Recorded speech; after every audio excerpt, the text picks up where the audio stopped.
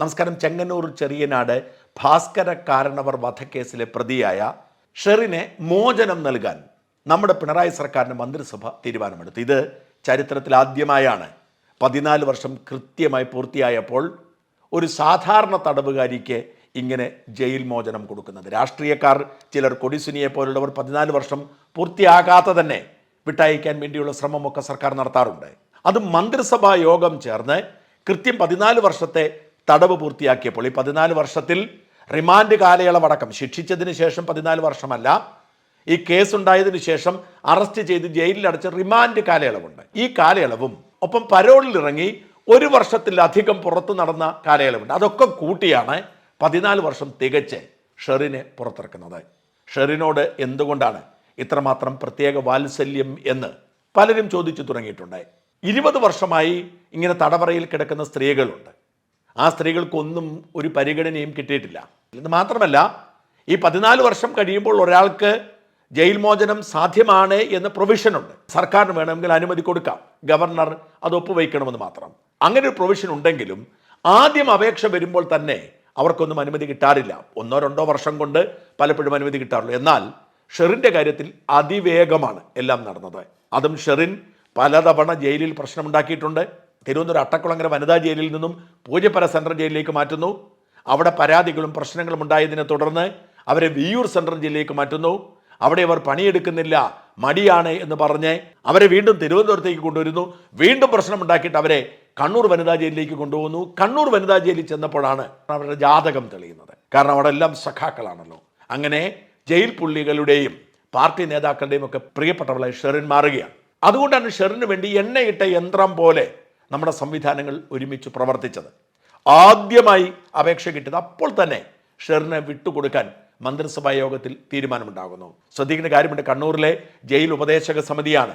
ഒരു CPM നേതാക്കളാണ് jail ഉപദേശക സമിതിയിലുള്ള സരള, KK ലതിക, സലീഖ. ഈ 3 പേരാണ് ജയിൽ ഉപദേശക സമിതിയിലെ സ്ത്രീകളുടെ അപേക്ഷ പരിഗണിക്കുന്നത്. അവരുടെ കയ്യിൽ വേറെ പല അപേക്ഷയും കിട്ടിയിരുന്നു. ഒരുപാട് കാലമായിട്ട് ഞങ്ങൾക്ക് പരോൾ കിട്ടുന്നില്ല, അത് അനുവദിക്കണമെന്ന് 2 സ്ത്രീകൾ, 20 വർഷമായി തടവുകൾ അനുഭവിക്കുന്ന 2 സ്ത്രീകൾ അപേക്ഷ കൊടുത്തിട്ട് അവരുടെ അപേക്ഷ പോലും തള്ളി. എന്നാൽ അതിവേഗത്തിലാണ് ഷെറിൻ്റെ അപേക്ഷ അവർ അംഗീകരിച്ചതും സർക്കാരിന് ശുപാർശ ചെയ്യുന്നു. മാത്രമല്ല, ഈ ഒരു ജയിൽ ഉപദേശക സമിതിയുടെ ശുപാർശ മാത്രമല്ല, ജയിൽ സൂപ്രണ്ടിൻ്റെ റിപ്പോർട്ട് വേണം. ഏറ്റവും പ്രധാനപ്പെട്ടതാണ്, ജയിലിൽ ഇവളുടെ പെർഫോമൻസ് എങ്ങനെയായിരുന്നു. ഇത്രയധികം അലങ്കോലം ഉണ്ടാക്കിയിട്ടും മഹാമിടുക്കിയായിരുന്നു, നല്ലവളായിരുന്നു, ഇവളെ പോലൊരു പുണ്യവതി, അവൾ പൂർണ്ണമായി മാനസാന്തരപ്പെട്ടിരിക്കുന്നു, അവളെ ഇനി വേണമെങ്കിൽ കന്യാസ്ത്രീ മഠത്തിൽ ചേർത്ത് കന്യാസ്ത്രീയാക്കാം എന്ന തരത്തിൽ ശുപാർശയാണ് ജയിൽ സൂപ്രണ്ട് കൊടുത്തത്. അമിതമായ ആവേശത്തോടു കൂടി. ഇനി പോലീസിന്റെ റിപ്പോർട്ട് വേണം. ഇവൾ ജയിലിന് പുറത്തിറങ്ങിയാൽ പ്രശ്നമുണ്ടാക്കുമോ? ഒരു പ്രശ്നവും ഉണ്ടാക്കത്തില്ല, നല്ല പുണ്യവതിയായി ചാരിറ്റി പ്രവർത്തനമൊക്കെ ചെയ്ത് ജീവിച്ചോളും എന്നാണ് പോലീസ് റിപ്പോർട്ട് കൊടുത്തത്. സാമൂഹ്യക്ഷേമ വകുപ്പിന്റെ കീഴിലുള്ള പ്രൊബേഷൻ ഓഫീസിന്റെ റിപ്പോർട്ടുണ്ട്. അവർ പറഞ്ഞു, അയ്യോ, ഇങ്ങനൊരു പെൺകുട്ടി ജയിലിൽ പോലും പോകേണ്ടവളായിരുന്നു എന്ന തരത്തിൽ റിപ്പോർട്ട് കൊടുത്തു. എല്ലാ റിപ്പോർട്ടുകളും ഷെറിന് അനുകൂലമായിരുന്നു. ഇതെല്ലാം പെട്ടെന്ന് മന്ത്രിസഭാ യോഗത്തിൽ വന്നു. മന്ത്രിമാർ ആവേശത്തോടുകൂടി ഷെറിനെ പുറത്തിറക്കാൻ ഉത്തരവുമിട്ടു. ഇനി ഗവർണറുടെ അനുമതി മാത്രം മതി. പുതിയ ഗവർണറെ സോപ്പിട്ട് ഗവർണർ മഹാനാണ് എന്നൊക്കെ മുഖ്യമന്ത്രി പറയുന്ന സാഹചര്യമുള്ളതുകൊണ്ട് സർക്കാരിൻ്റെ ഒരു തീരുമാനത്തിനെതിരെ ഗവർണർ നിലപാടെടുത്തേക്കില്ല എന്നാണ് റിപ്പോർട്ട് ചെയ്യപ്പെടുന്നത്. കാരണം ഇതൊക്കെ സർക്കാരിൻ്റെ തീരുമാനങ്ങളാണ്.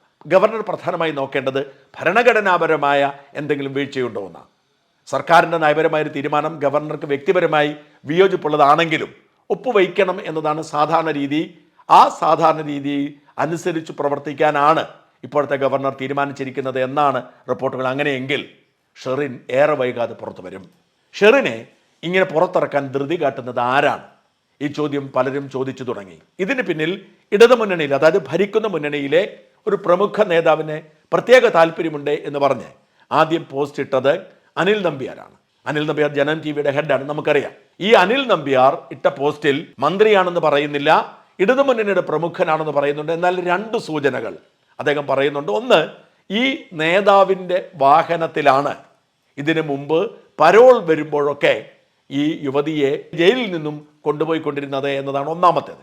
2, ഈ പെണ്ണ് വിഷയത്തിൽ ഭർത്താവിൻ്റെ തല്ല് കൊണ്ടിട്ടുള്ള നേതാവാണെന്ന് പറയുന്നുണ്ട്. അങ്ങനെ പേര് പറയാതെ ഒരു സൂചനയോടെ അനിൽ നമ്പ്യാർ രംഗത്ത് വന്നു. ഈ സൂചന കേട്ടപ്പോൾ തന്നെ അത് ഗണേഷ് കുമാർ ആയിരിക്കും എന്ന് അനിൽ നമ്പ്യാരുടെ പോസ്റ്റിനടിയിൽ കമന്റ് ഇട്ടവർ പറഞ്ഞു തുടങ്ങിയിരുന്നു. ഇന്നലെ മനോരമ ചാനലിൽ ചർച്ചയിൽ പങ്കെടുത്തുകൊണ്ട് ഗണേഷ് കുമാറാണ് ഷെറിനെ ജയിലിന് പുറത്തിറക്കാൻ എല്ലാ ആവേശവും കാട്ടുന്നത്, എല്ലാ ഒത്താശയും ചെയ്തു കൊടുക്കുന്നത് എന്ന് തനിക്ക് ഉറപ്പുണ്ട്. താൻ പറഞ്ഞത് തെറ്റാണെങ്കിൽ തനിക്കെതിരെ കേസ് കൊടുക്കേ എന്ന് വെല്ലുവിളിച്ചുകൊണ്ട് കോൺഗ്രസ് നേതാവ് ജ്യോതികുമാർ ചാമക്കാല രംഗത്ത് വന്നു. ഷെറിൻ എന്ന് പറയുന്ന കൊലയാളിയെ 14 വർഷം കഴിഞ്ഞതിന്റെ പേരിൽ വിടുതൽ ചെയ്യുന്നതിന്റെ പിന്നിൽ പ്രവർത്തിച്ചവരെ കുറിച്ചാണ് ഞാൻ ആധികാരികമായി പറയുന്നു. അതിന്റെ പിന്നിൽ പ്രവർത്തിച്ചിട്ടുള്ളത് ശ്രീ KB ഗണേഷ് കുമാറിന്റെ ഓഫീസാണെന്ന് ഞാൻ ആധികാരികമായി പറയുന്നു. പത്തനാപുരം പോലീസ് സ്റ്റേഷനിൽ ഈ പ്രതിയോടൊപ്പം ഈ ഗണേഷ് കുമാറിന്റെ സന്തത സഹചാരിയായ പ്രദീപ് എല്ലാ ദിവസവും അവർ പരോൾ പ്രകാരം പോയി ഒപ്പിടേണ്ട ദിവസങ്ങളിൽ എല്ലാ ദിവസവും കൂടെ പോയിട്ടുണ്ട്.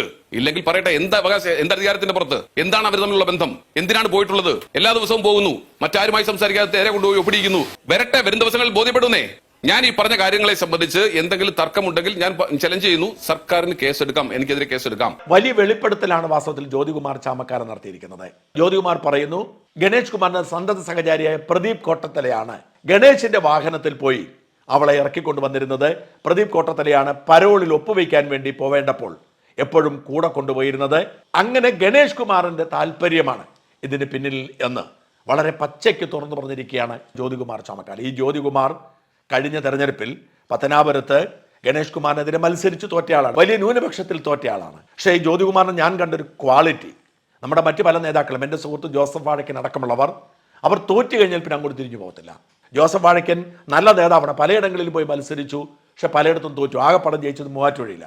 ഈ ജയിച്ച മൂവാറ്റുപുഴയിൽ അദ്ദേഹം അടുത്ത തവണ തോറ്റുപോയി. അതുകൊണ്ട് തന്നെ പിറ്റേ ടൈമിൽ 2021 അവിടെ വാഴക്കന് സീറ്റ് കിട്ടിയില്ല, മാത്യു കുഴനാടനാണ് സീറ്റ് കൊടുത്തത്. വാഴക്കന് സീറ്റ് കൊടുത്ത് കാഞ്ഞിരപ്പള്ളിയില തോറ്റുപോയി, ചെറിയ വോട്ടുകൾക്കാണ് തോറ്റുപോയത്. പക്ഷേ വാഴക്കൻ കാഞ്ഞിരപ്പള്ളി കേന്ദ്രീകരിച്ച് പ്രവർത്തിക്കുന്നുണ്ടോ എന്ന കാര്യത്തിൽ എനിക്ക് സംശയമുണ്ട്. എന്നാൽ ജ്യോതികുമാർ ചാമക്കാല അങ്ങനെയല്ല.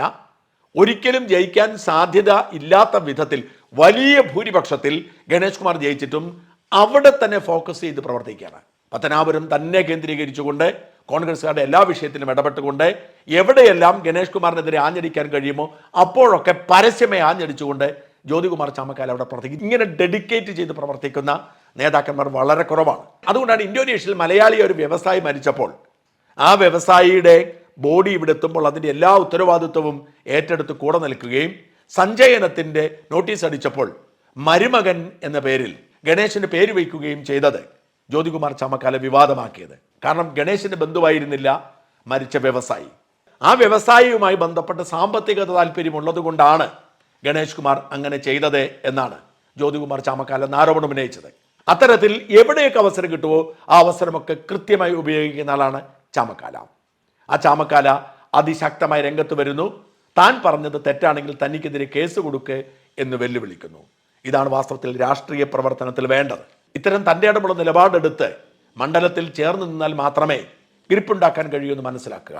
എന്നാലും ഇന്നിപ്പോൾ രാവിലെ മാതൃഭൂമിയിൽ കണ്ടത് ഈ കാരണവർ വധക്കേസിൽ ഒന്നാം സാക്ഷിയായിരുന്ന അനിൽ ഓണാവള്ളി എന്ന് പറയുന്ന ആൾ ഗണേശിനെതിരെ രംഗത്ത് വന്നതാണ്. കാരണവർക്ക് മരിച്ചിട്ടും നീതി കിട്ടിയിട്ടില്ല, ഷെറിനെ രക്ഷിക്കാൻ വേണ്ടി രംഗത്തിറങ്ങിയിരിക്കുന്നത് മന്ത്രിസഭയിലെ ഒരാളാണെന്നത് വളരെ വിഷമമുണ്ടാക്കും, അടുത്ത നടപടിയെക്കുറിച്ച് ചിന്തിക്കുമെന്നൊക്കെ പറഞ്ഞ് അനിൽ എന്ന് പറഞ്ഞാൽ രംഗത്ത് വന്നിട്ടുണ്ട്. അതായത് ഗണേഷ് കുമാർ വീണ്ടും മറ്റൊരു വിവാദത്തിലേക്ക് എത്തപ്പെട്ടിരിക്കുന്നു അർത്ഥം. ഗണേശിന്റെ പിതാവ് ബാലകൃഷ്ണപിള്ള മരിച്ചതിന് ശേഷം അദ്ദേഹത്തിന് കോടിക്കണക്കിന് സ്വത്തിനെ കുറിച്ച് തർക്കമുണ്ടായിരുന്നു. മക്കൾ തമ്മിലുള്ള ഭിന്നത രൂക്ഷമായിരുന്നു. അത് കോടതിയിലെത്തി, അതിങ്ങനെ തുടരുകയാണ്. അത്തരം വലിയ വിവാദങ്ങൾക്കിടയിലാണ് മറ്റൊരു വിവാദം കൂടി ഉണ്ടാവുന്നത്. ഗണേശ് സ്ത്രീ വിഷയത്തിൽ കൂടുതൽ തൽപരനാണ് എന്ന ആരോപണം എക്കാലത്തും ഉണ്ടാവാറുണ്ട്. ഉമ്മൻചാണ്ടി മന്ത്രിസഭയിൽ നിന്നും അദ്ദേഹത്തിന് രാജിവെച്ചു പോവേണ്ടി വന്നത് ഭാര്യയുമായുള്ള ഭിന്നതയുടെ പേരിലായിരുന്നില്ല, നേരെ മറിച്ച് മറ്റൊരു ഭർത്താവുള്ള ഒരു സ്ത്രീയുമായി ബന്ധം സ്ഥാപിച്ചത് തിരിച്ചറിഞ്ഞ് തല്ലുകൊടുത്തത് കൊണ്ടാണ്. അത്തരത്തിലുള്ള ഒരുപാട് വിവാദങ്ങളുടെ നായകനായ ഗണേഷ് കുമാർ വീണ്ടും ഷെറിന്റെ പേരിൽ വിവാദത്തിലേക്ക് എത്തപ്പെട്ടിരിക്കുന്നു. ജ്യോതികുമാർ ചാമക്കാല രണ്ടും കൽപ്പിച്ച് രംഗത്തിറങ്ങിയിരിക്കുന്നു.